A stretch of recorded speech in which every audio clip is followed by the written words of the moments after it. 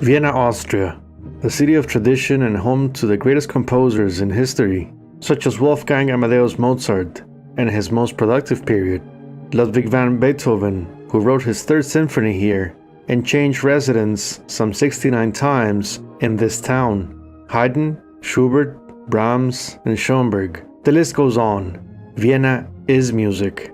The energy is so pure it permeates the streets of an urban landscape filled with both good times, bad times.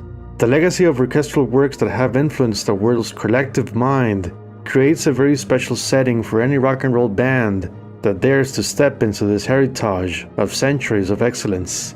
The year was 1970, and Led Zeppelin were 13 concerts into their schedule. Past a 7-show UK tour of Winter, they embarked on their second European series, but this time aiming at new countries on the map.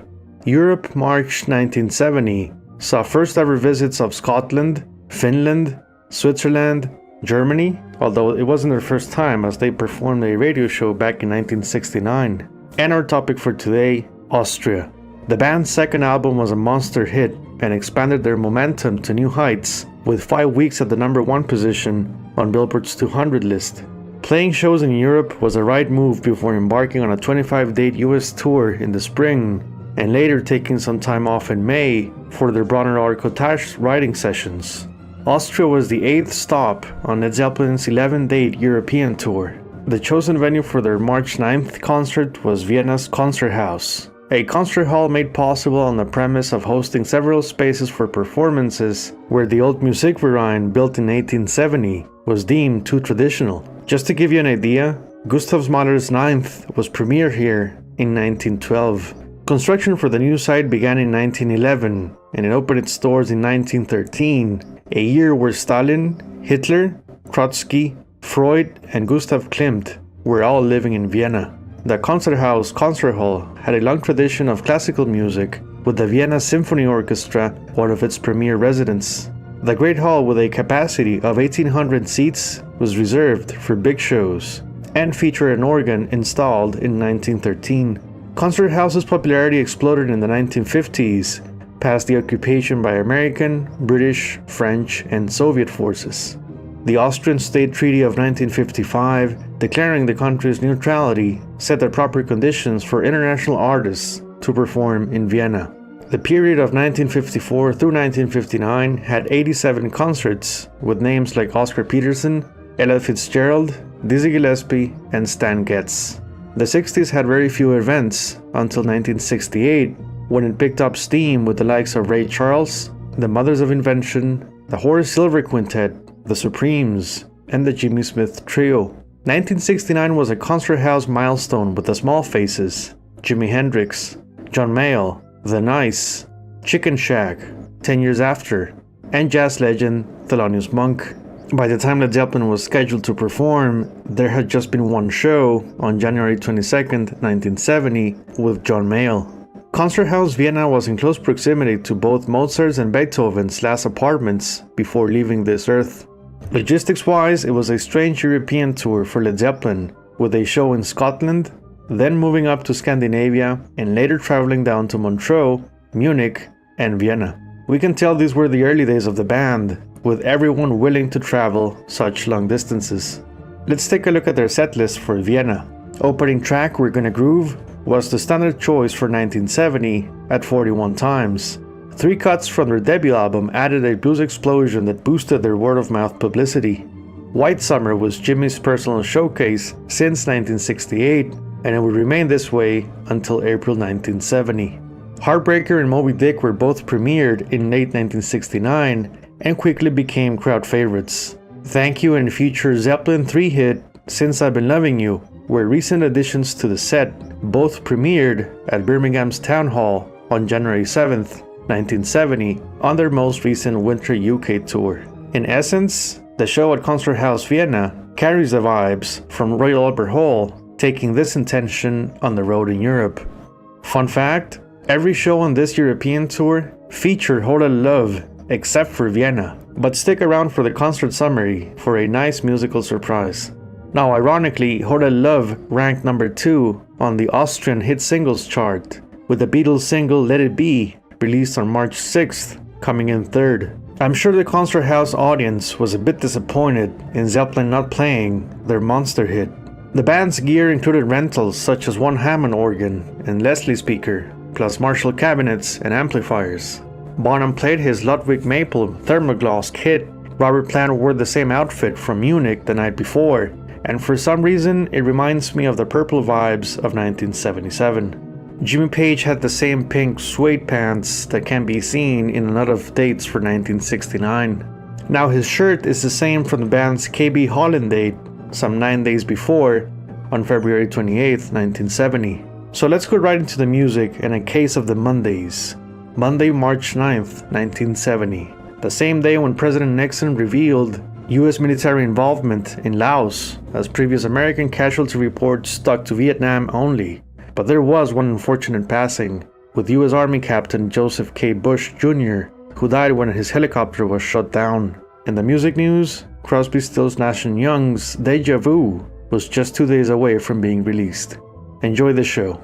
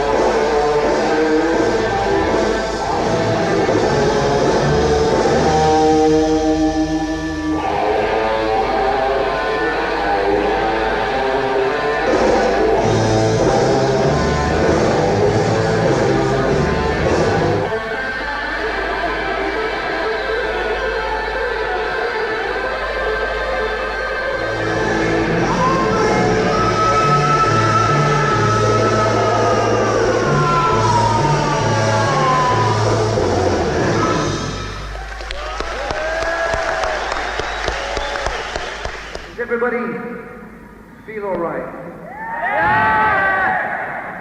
Because the whole idea is that we feel all right, you gotta feel all right. You understand? Yeah! So for the people who said no, this is a thing called White Summer. Jimmy Page.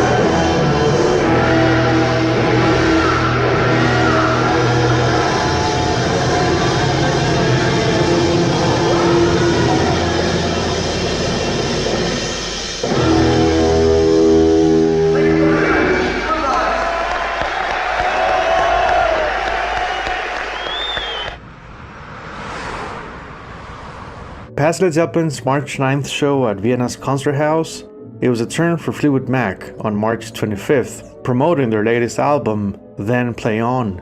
Be sure to check my Making of Led Zeppelin IV series to see why this Fleetwood Mac record was on heavy rotation on Led Zeppelin's playlist at the time. Deep Purple brought their Speed King Intensity on April 9th, followed by Leonard Cohen on May 7th. John Mayall was next on May 27th. The concert season continued in October with Ray Charles on the 6th and post-Woodstock fame Can Heat on the 12th. Free was next on November 29th, enjoying the success of their hit single All Right Now, released back in May. December had two very special shows for progressive rock fans in the way of Emerson and Palmer touring their debut album. You can check my retrospective here on the channel, and the Mothers of Invention's reunion tour on December 12th. Led Zeppelin resumed their European tour with two shows in Hamburg and a final date in Dusseldorf, Germany, before taking some precious time off, 7 days to be exact, and then they were back on the road, heading out to Vancouver's Pacific Coliseum, Canada. And yes, this was the tour where Jimmy Page's Black Beauty was stolen. Now stay tuned for episode 2 of this Vienna series, as we go back to 1973 and quite possibly one of Led Zeppelin's greatest concerts ever. Thank you very much for watching. Bye bye.